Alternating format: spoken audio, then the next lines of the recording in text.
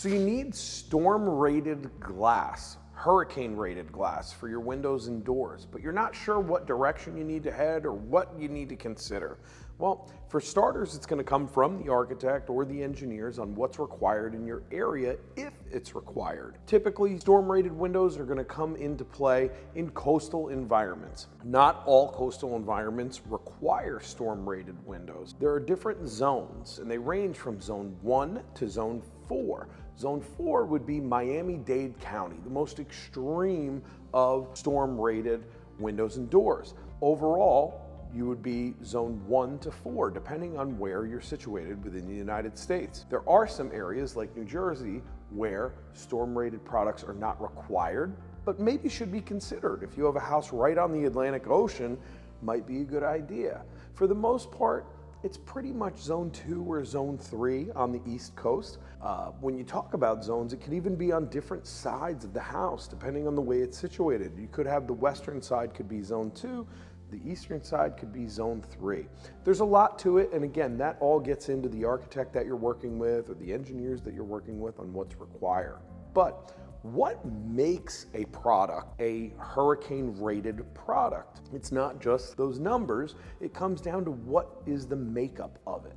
What it tends to be is there's brackets behind the scenes or surface brackets, depending on the manufacturer, that are gonna help hold the sash, that's the part that moves on a window, in place so it doesn't blow in or blow out of the house with the pressure during a hurricane. It's also gonna come down to the type of glass. If you think about the type of glass that's used, it's kind of like a car windshield. So it's laminated glass. So you have a sheet of glass on the outside, you have a rubberized pane, and then another sheet of glass. So when it breaks, it's gonna hold that glass intact during a hurricane. In addition to that, they'll shoot a 2x4 at, I believe it's almost 40 miles an hour. They'll shoot a 2x4 3 times at a window to ensure that it meets those codes. Storm-rated windows are something that are a fine balance. They do increase the cost of a product, obviously, because there's a lot more to it, but you have that added security. There's other options in some areas depending on what's required. You can check with your local code.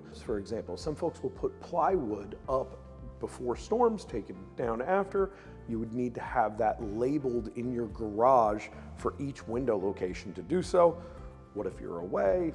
Things like that. That can be of concern. So there's another option out there which is called a storm shutter, and those storm shutters basically retract up above the window and come down almost like a blind inside your house. You're going to bring that down in front of the window. Some of them are made out of metal, some of them are made out of fabric. There's quite a few options when it comes to storm shutters, but they can look kind of bulky on the outside of the house. But a hurricane rated window is a way to really get the clean, beautiful look of a home without these large retractable storm shutters on there, or the concern of, hey, we're away and it's our summer house and we don't have time to get down before the storm comes in to get that plywood. It's a clean way, if you're in a coastal environment, to have a beautiful looking home without restrictions or limited restrictions. I hope this has been helpful. If you have any questions or concerns, please contact us at mammothmillwork.com.